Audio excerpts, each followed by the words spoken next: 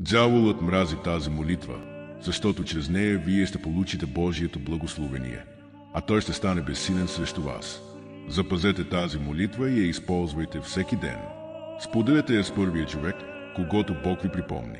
Милостиви Господи, Боже мой, моля за Твоето благословение над всички, които гледат това видео.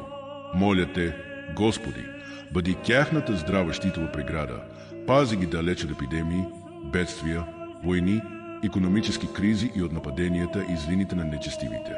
Господи, гледай с милост към техните мисли и души, пази телата и духовете им, семействата, живота, работата и местата, които посещават днес.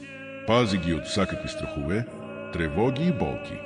Господи, Ти си техният пазител, помогни им да преодолеят всяко предизвикателство, което срещат днес. Амин. Господ казва: защото, дето 2 или 3 са събрани в Мое име, там съм аз посред тях. Затова присъединете се сега към нашето молитвено общество, за да получите вие и вашите семейства Божията закрила и благословение.